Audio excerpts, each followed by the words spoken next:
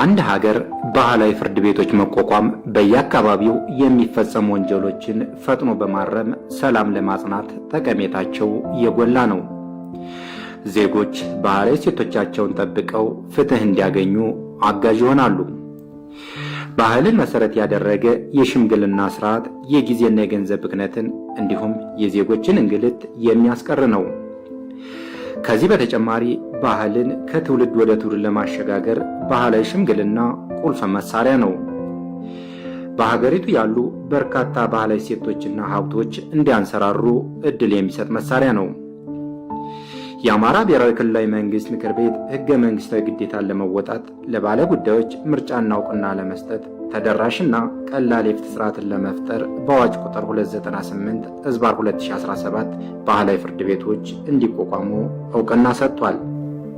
በምስራቅ ጎጃም ዞን የማቻክል ወረዳ ፍርድ ቤት ባህላዊ ፍርድ ቤቶችን ለማቋቋምና እውቅና ለመስጠት የሚያስችል የውይይት መድረክ አካሂዷል። ይህ የባህላዊ ፍርድ ቤት መቋቋሚያው እንደ ክልል ደረጃ ልዩ ትኩረት ተሰጥቶ መስከረም ከ10 እስከ 30 ድረስ እዛ ነበር። ለ10 ቀን ከነበሩት አንዱ ፕሮግራም የባህል ፍርድ ቤት እንዴት ይቋቋማል፣ ለምንስ ያስፈልጋል የሚለውን በዝርዝር ያየንበት ነው። አሁን መመሪያው እስከሚመጣ ድረስ እስከ ዛሬ ድረስ ዘግይተናል። በዚህም ጠቅላይ ፍርድ ቤቱ ይህን ባህል ፍርድ ቤት መሰረት አድርጎ ትልቅ ትኩረት ሰጥቶ አዋጆችን እንዲሁም የዚህ ማስፈጸሚያ ደንብ ወጣል። እንደምታውቁት በእኛ ሀገር ባህል ፍርድ ቤት ስርዓቱ የተጀመረበት ጊዜ የቆየ ነው። ግን የፍትህ ስርዓቱን ለማሻሻል በአካባቢያችን ባህል በወጋችን እንድንጠቀም በማድረግ በኩል ግን መሰረታዊ ጉድለት ያለበትና የብዙ ጊዜ የህዝብ ጥያቄ ነው። ያው በድር በዚህ በደም አድርቅ እንደገና ደግሞ በፖሊስ ተቋም የግልግል ኮሚቴ የግጭት አፈታት ኮሚቴ እየተባለ ብዙ ጊዜ ቆይቷል። አሁን ግን የክልላችን መንግስትም ለትርጉሙ ወይም ደግሞ ለዚህ ተግባር ሰፊ ሀሳብ ሰጥቶበት ተጨማሪ ግብዓት ይሆናል ብሎ አስቦበት በአዋጅ ደረጃ እንዲቋቋም አድርጎ በተለይ የፍርድ ቤቶቹ ያለውን ጫና ሊቀንስ በሚችል መንገድ እና ለእውነተኛ ፍትህነቱም ጭምር ሊረጋግጥ በሚችል መንገድ የተዘጋጀ አዋጅ ነውና ይሄንን በአግባቡ በተለይ አሁን የገጠመን ችግርም ጭምር ለሰላም መረጋገጥ ከፍተኛ ሚና ያለው እንደሆነ እረዳለሁ። በዚህ ልክም እንደ አቅማችን ከዚህ ጀምረን እያሰፋን የምንሄድበት እድልም ስላለ በዚህ ልክ ህዝባችን ባለው ወግ ባለው ባህል በእኔ እይታ ያጠረ የፍርድ ቤት ውሳኔን ወይም ደግሞ የፍርድ አሰጣጥን ያቀላጥፋል የሚል እምነት አለኝ። ባህልን መሰረት ያደረገ የሽምግልና ስርዓት የጊዜና የገንዘብ ብክነትን እንዲሁም የዜጎችን እንግልት የሚያስቀር ነው።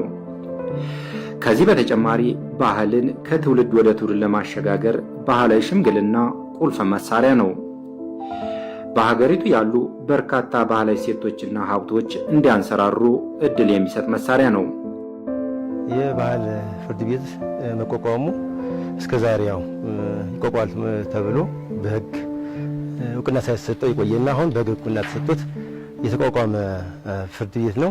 ስለዚህ ይህ ፍርድ ቤት ዋነኛው ዓላማው ዜጎች በባህላቸው እንዲዳኙ በዋነኝነት የሚጠቅም ሲሆን ይህ ፍርድ ቤት ዋናው ዓላማው በአሸናፊ አንደኛ ተሸናፊ በሚሆንበት ሰዓት ቂም በቀል በሚስተካከል ሌላ ወንጀል የሚፈጸምበት ሰዓት የነበረ በመሆኑ ይህን ችግር በባህላዊ ፍርድ ቤት የሚታይበት ሰዓት ሁሉም አሸናፊ ስለሚሆን ሌላ ወንጀል ከመፈጸም የሚቆጠብበት እና ሰላማዊ ኑሮ የሚኖርበት በመሆኑ በጣም ተመራጭና አስፈላጊ ነው፣ እንደ ማቻከል ወረዳ ማለት ነው።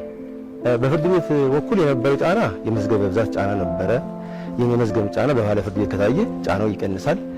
አላስፈላጊ ወጪም ተከራካሪዎች የሚያወጡበት ሁኔታ ነበረ። ይህን አላስፈላጊ ወጪ ከመቆጠብ አኳያ ከፍተኛ ጠቀሜታ አለው። ለምሳሌ አሁን ከወረዳ ፍርድ ቤት ተነስቶ እስከ ፌዴራል ሰበር ሰሚ ድረስ በሚሄዱበት ወጪ እና ጊዜ የሚቆጥብ በባህል ፍርድ ቤት ከታየ ግን በቅላብ ሽማግሌ ከታየ ግን ይህን ሁሉ ችግር የሚቀርፍ ከወጪም አንጻር ከጊዜም አንጻር በጣም ጠቀሜታ ያለው ነው ባህላዊ ፍርድ ቤት። ይህ አዋጅ በ7 ክፍሎችና በ51 አንቀጾች የተዋቀረ ነው። ክፍል 1 ጠቅላላ ድንጋጌዎችን ይይዛል። ክፍል 2 ደግሞ የባህል ፍርድ ቤቶች ዓላማና መሰረታዊ መርሆችን ይዛል። ክፍል 3 የባህል ፍርድ ቤቶችን ስለመቋቋም እውቅና ስለመስጠትና አደረጃጀትና የስልጣን ወሰናቸውን ይይዛል። ክፍል 4 ደግሞ ስለ ሽማግሌዎች አመራረጥ እንዲሁም ልዩ ልዩ ድንጋጌዎችን ይዟል። ስለዚህ ከአዋጁ ስያሜ ስንነሳ ምንድነው የምንለው? ስለ አዋጁ ስያሜ ሲነሳ አዋጁ ከዚህ በኋላ ተብሎ የሚጠራው የአማራ ክልል የባህል ፍርድ ቤቶች ማቋቋሚያ አዋጅ ቁጥር 298 ህዝባር 2017 ተብሎ ይጠራል ማለት ነው የአዋጁ መጠሪያ። ስለዚህ ይህ አዋጅ በጠቅላይ ፍርድ ቤቶችን በክልሉ ምክር ቤት የሚወጣበትና መሰረታዊ ምክንያቶች ምንድን ናቸው የሚለው እናያለን። ለዚህ አዋጅ መውጣት መሰረታዊ ምክንያቶች ምንድን ናቸው? አንደኛው ኮንስቲቱሽናል ቤዝን ለመጠቀም ነው ወይም ደግሞ ህገ መንግስታዊ ግዴታን ለመወጣት ነው።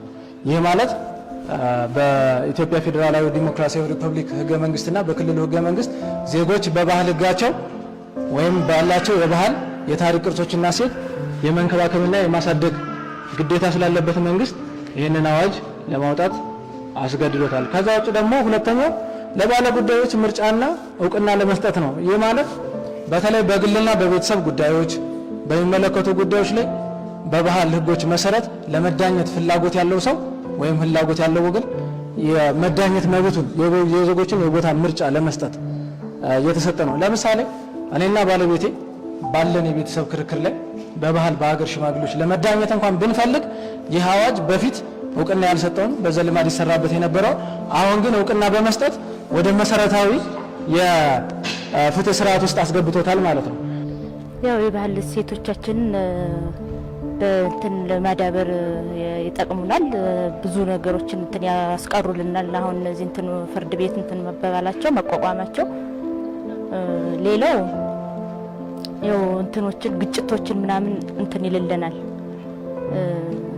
ያስቀርልናል። ለምሳሌ አሁን ፍርድ ቤት ላይ እንትን ስንል ብዙ እንትኖች የሚጠይቁ አሉ። ግን ባህል ፍርድ ቤት ላይ ግን ከበጀት አኳያ ይቀንስልናል። አንደኛ